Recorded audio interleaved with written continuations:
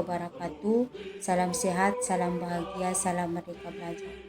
Pada video kali ini saya akan memaparkan tugas pada modul 3.1.A.4.1 yaitu eksplorasi konsep prinsip pengambilan keputusan, di mana kasus Ibu Tati yang akan saya bahas dengan rekan sejawat saya yaitu Ibu Sylvia Adriana Ismail selaku pembina OSIS pada SMP Negeri 34 Maluku Tengah.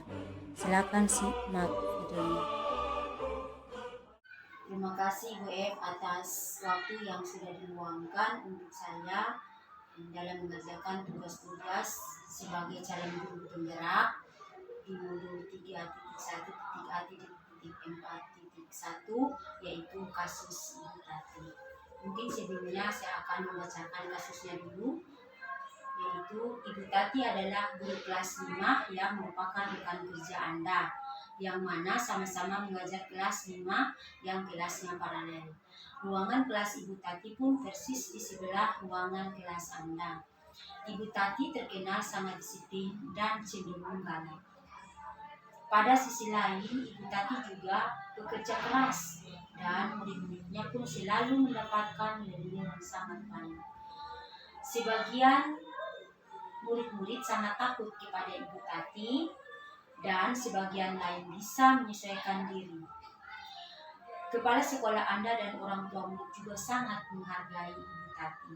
Suatu hari, Anda mendengar tangisan seorang murid dan pergi keluar untuk melihat asal suara tangisan tersebut. Anda melihat seorang murid perempuan kelas 5 sedang berlutut di atas bebatuan sekolah yang sangat panas hari itu, menghadap di depan pintu kelas Ibu Tati. Anda melihat Ibu Tati tampak tidak menghiraukan suara tangisan muridnya dan tetap mengajar seperti biasa. Namun, Anda bisa melihat bahwa beberapa murid di kelas Ibu Tati mencoba untuk mencuri pandangan keluar kelas, melihat temannya yang sedang menangis dan berlutut di terik matahari. Apa yang harus Anda lakukan? Apakah guru lain dapat mengintrusi di mana saat itu ada guru lain yang memiliki wewenang atas kelas yang dipimpinnya? Dalam kondisi ini, apa yang Anda bisa lakukan? Dapatkah Anda mengintrusi? Mengapa dan bagaimana?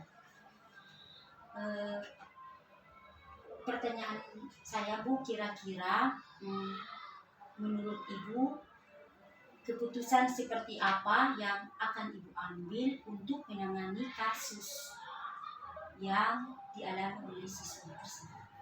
Baik, kalau menurut saya pribadi, apabila saya melihat kejadian seperti itu, sebagai seorang guru, saya akan mendatangi Ibu Tati dan menanyakan bahwa apa yang sedang terjadi pada saat itu.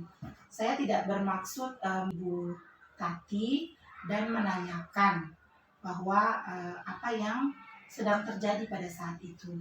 Saya tidak bermaksud mengganggu kegiatan Ibu Tati, namun saya merasa penting untuk menanyakan mengapa siswa itu dihukum dengan cara seperti itu, sekaligus untuk menolong siswa itu agar tidak lagi dihukum di tempat yang panas di luar kelas. Mungkin siswa itu bisa dimasukkan ke dalam kelas untuk sementara sambil saya menanyakan apa yang terjadi sehingga Ibu Tati bisa menghukum siswa tersebut seperti itu. Dan bersama-sama sebagai seorang teman guru, kita akan membicarakan ini, mencari solusi agar kedepannya siswa-siswi Ibu Tati tidak lagi dihukum dengan cara yang seperti itu atau dengan hukuman fisik seperti itu.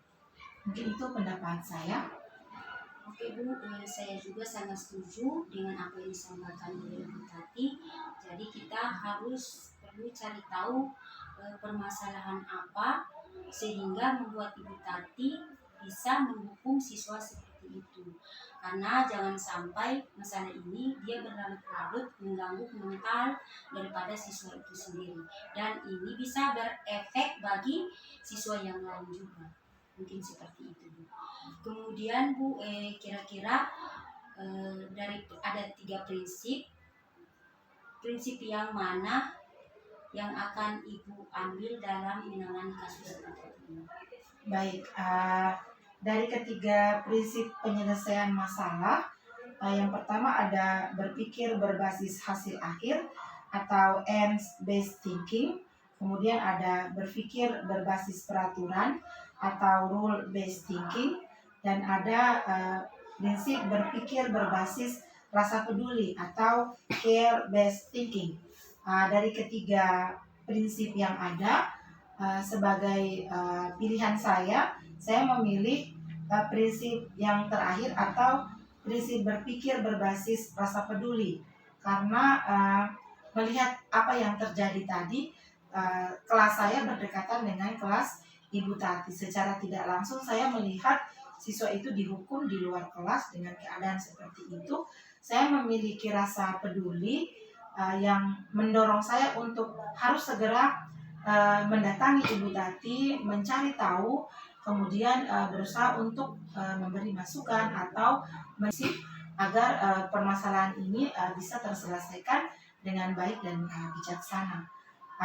Menurut saya prinsip seperti ini prinsip yang lebih penting karena kita mengutamakan rasa peduli sebagai seorang guru, sebagai seorang manusia, bahwa ketika melihat sesuatu yang terjadi, kita punya rasa peduli yang tinggi, sehingga apa yang berada di sekitar kita itu tidak hanya berlalu begitu saja, tapi kita bisa peduli dengan apa yang terjadi di sekitar kita. Mungkin itu pendapat saya, Bu.